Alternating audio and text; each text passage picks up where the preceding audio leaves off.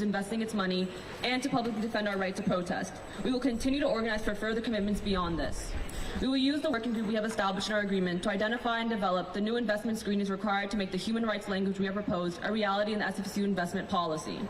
We will be actively shaping the agenda and structure of this working group to ensure this goal is reached by the given timelines. But in order to do this, we must continue to build our power. The commitments we've reached are not a result of a handful of individuals, but stem from the unified strength of students, workers, and community members rallying together for Palestine. Our collaboration extended beyond our campus, encompassing other universities, community groups, and our steadfast faculty who stood by us from the beginning. Every person who showed support, marched at a rally, handed out a flyer, played a pivotal role in our encampment. If we want further commitments from SFSU leaders, we need this community to continue organizing, strategizing, and mobilizing with us in order to continue pressuring administration. Additionally, we must continue building power with other schools and moving these wins CSU-wide with the upcoming Board of Trustees meeting, as well as continue communication with other CSUs during the summer so we can finally win CSU-wide divestment.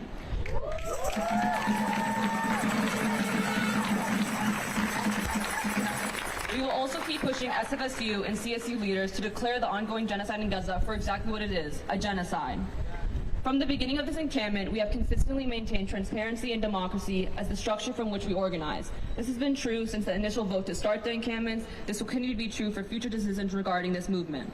This commitment to democracy and openness is the reason why we are able to be the first encampment to hold open negotiations with the SFSU administration in the middle of campus.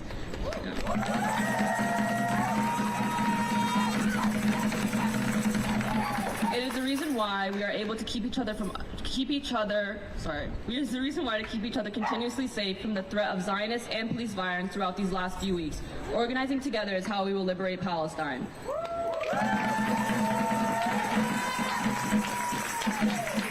In 15 days, our collective power and committed democratic struggle has proven its strength through this initial step toward meeting our demands. This is progress, not a victory. There is no victory during a genocide.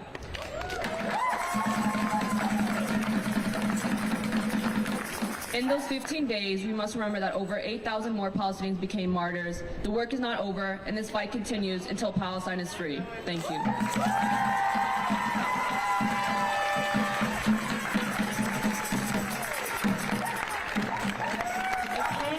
Thank you guys so much for showing up and showing out once again. Thank you for showing up today and for every march and rally, and thank you for being in the encampment. We in there can feel your love and support. This is for all of us, so thank you for making it such an amazing space. Give it up for yourselves. Again, I would want to reiterate, without your guys' support as Students for Gaza, we would not have been able to be so successful and made it this far. So a big, big thank you. Again, give it up for yourselves. You guys need to be louder. I can't hear you up here. Be louder. Can I get a free Palestine? Free Palestine. Free Palestine. Free Palestine. Free Palestine. Free Palestine. Okay, one of our first speakers today is Ali, one of the elected lead organizers for Students for Gaza, and a steadfast organizer here at SFSU. Let's take some noise. Thank you.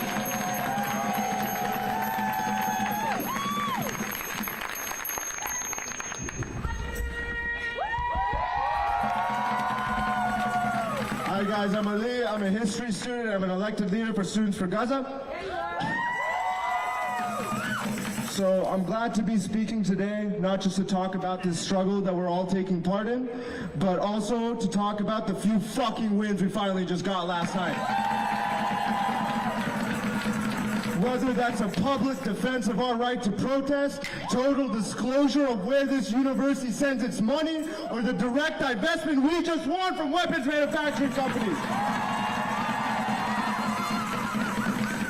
These are wins that will make material change for those who are currently going through hell in Gaza, and it is just the first of many. Now, I want to be clear, though, that these wins did not just come out of thin air. They were not granted to us by Lynn Mahoney or any other individual. These wins were fought for and won by every single one of us that marched, organized, and camped out here for the last 3 weeks.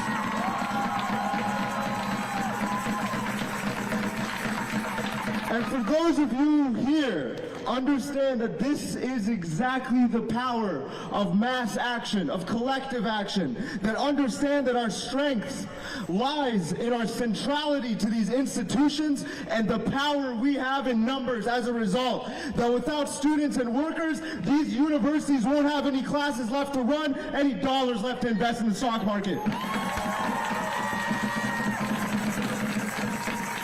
And so that when masses of students and workers come together, not just in the hundreds, but in the thousands, in the tens of thousands, in the millions, there is nothing in the world that we cannot accomplish.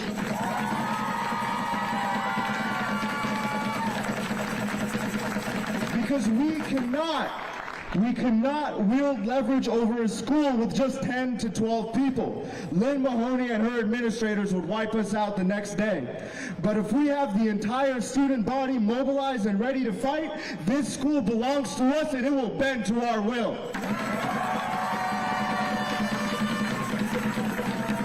And it is our responsibility as members of this movement to build our ranks to the point where, again, we're not in the hundreds, we're not in the thousands, we're in the tens of thousands, and we can wield that leverage where we can make the school have no option but to listen to us.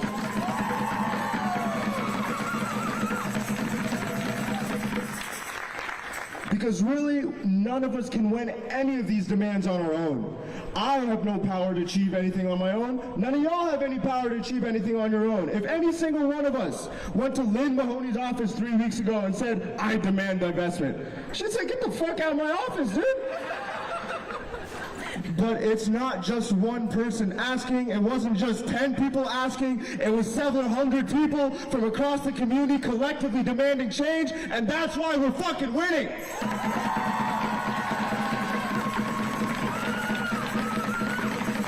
And that's why this movement runs the way it does. That's why we emphasize the democracy in this movement. That's why when we make decisions, we don't just make them, we invite everybody to join us, to debate, to vote together, because this movement does not belong to just a handful of student leaders. It belongs to the students that make up this movement, whether that's elected leaders or any one of you who just showed up for the first time today. Because the only way this movement succeeds, the only way we win full divestment is if all of us here are willing to commit to this struggle. And when we win our demands, it will be because everyone here took part, everyone here decided the future of this movement, and everyone here took ownership of this movement. We cannot win any other way.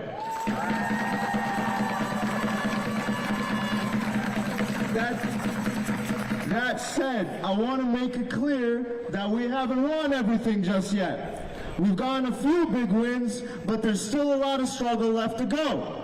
For one, Lynn Mahoney may have committed to divestment from weapons manufacturing, but it is still on us to get her and other university leaders to commit to divestment from all companies that are complicit in the genocide. Now, we have a timeline where they've committed, right, to working on us, to working with us on revising the investment policy alongside the investment board and Cambridge Associates, the investment company this school works with, which very likely, let's be real, will not be on our side. But we again have to remember where our power lies. Because if we leave this to a few people in a working group with administrators, we will fucking lose. We will lose divestment, we will lose our power, and we will lose this amazing movement that we've building up over the last couple of weeks. Are you guys willing to let that happen? I said, are you guys willing to let that happen? But if we keep the pressure on, if while we have this working group going into the summer and into the fall, we say that this movement is not over, and we continue letting our university leaders know that every passing day, this movement is growing bigger and stronger, so that they know that if they move against us, if the investment board tries to stiff-arm us in that working group, that there is an entire student body willing to hold them accountable. That's how we win divestment. So going forward, I need all of your commitments, and I need them now. Once this semester ends, will you still be fighting for these demands? Once the fall semester starts, will you still be fighting for these demands? Will you stop fighting before we win a free Palestine? Exactly. Because going into the fall semester, all of you need to understand one thing, and that's when we fight together, we fucking win. But if we stop fighting together, we will lose. And the only way we will win full divestment is if we take the hundreds of student, workers, and community members who are here today and turn it into thousands going into the fall. How do you guys feel about that?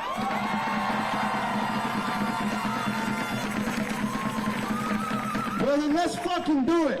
Let's do what our forefathers did with Vietnam and South Africa. Let's end the occupation. Let's end the apartheid regime. Let's end the genocide. And let's make our political leaders remember who this country really belongs to. Thank you. Guys, you gotta be louder than that. Be loud. Thank you. So, up next, we have the fabulous Dr. Rama Ali Qasid, a member of faculty for Justice in Palestine. She's also a professor in race and resistance studies. Give it up!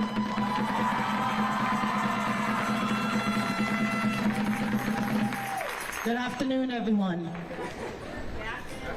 Today, we commemorate the ongoing Nakba that began in 1948. The ongoing Nakba that continues to violently and forcefully displace and slaughter Palestinians. But there is no better way to commemorate than to be here today to reaffirm our commitment to a free Palestine.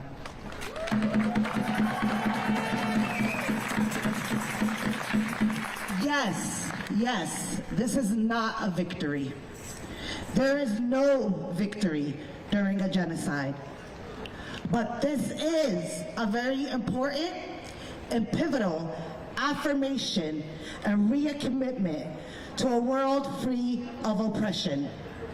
This is a reaffirmation and a recommitment to a world free of state-sanctioned violence.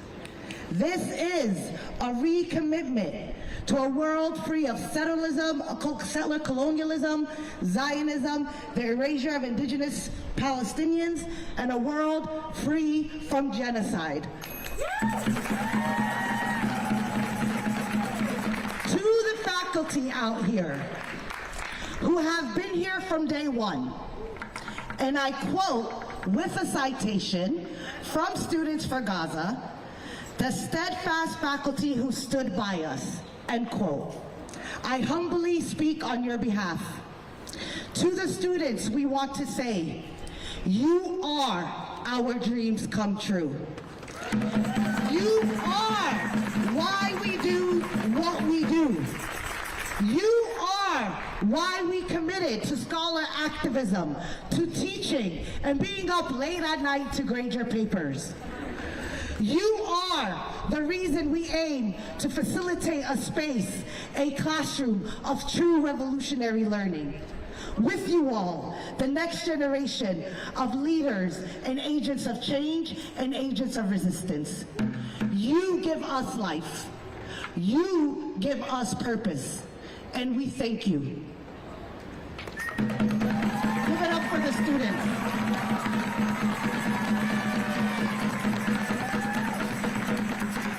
And for every student who signed up for a shift, whether it was a shift for security, for feeding others, caring for others, workshops, facilitating meetings, counting votes, for students who did the research and the presentations and drafted the proposals and the statements, for all of you who sacrificed and put it all on the line.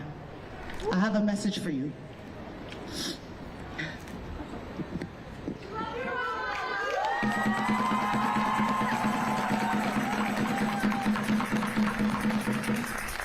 I want you to remember to walk and live with your heads high. I want you to remember where you were and what you did in the struggle and in our work to end this genocide. I want you to remember what you built and what you maintained for over the last 2 weeks. Our little Palestine, our popular university, the space of liberation. Our only ask as faculty is you allow us to join you as you evolve to your next tactic, and to make this microcosm you built here the microcosm of hope, joy, and resistance as a reality for the rest and all of the world.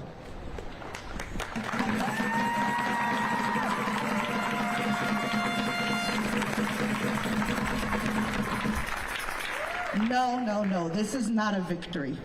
There is no victory during genocide. But this is a time we have been waiting for. And there is no stopping us now. Thank you. Give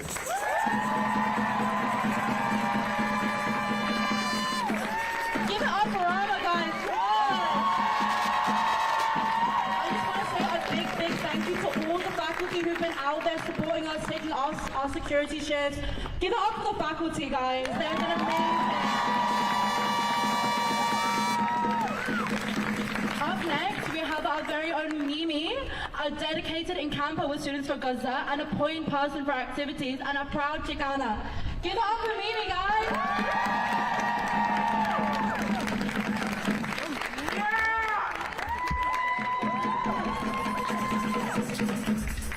Hey folks, I'm Mimi. Nice to meet you all. I'm going to be speaking about solidarity, and I'm kind of sick, so cut me some slack. Okay. I extend my deepest gratitude to each and every one of you for your unwavering support and presence here today. Standing in solidarity with Palestine and the Students of Gaza movement, your dedication to this cause is truly inspiring. What makes the Students for Gaza collective so extraordinary is our diversity.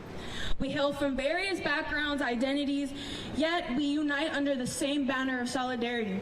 It's crucial to recognize that solidarity is the foundation of our collective pursuit for a more just world.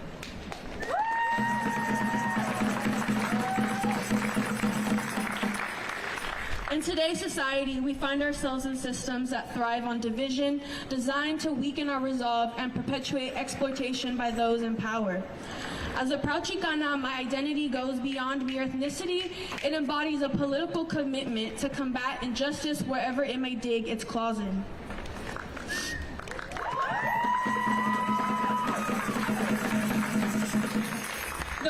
The border, both physical and metaphorical, stands as a poignant symbol of the shared struggle between the Americas and Palestine.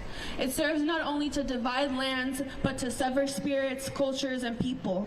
The surveillance technology deployed at the apartheid wall and checkpoints in Palestine mirrors that which is utilized along the U.S.-Mexico border, underscoring the interconnectedness of our struggles. This movement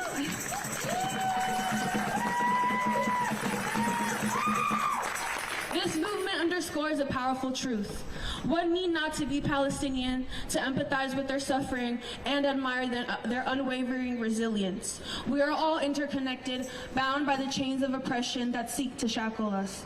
This realization is a profound source of fear for those in positions of authority, from university administrators to state officials and even national leaders like Gavin Newsom and President Biden. But despite their efforts to suppress our voices, we continue to build bridges, forging connections that transcend borders and defy the status quo. Our solidarity terrifies them because it signals a seismic shift in power dynamics, heralding the dawn of a new era and a free Palestine. So as we stand united today, let us pledge to remain steadfast in our resolve, knowing that together we possess the strength to overcome any obstacle and usher in a brighter and more equitable future for all.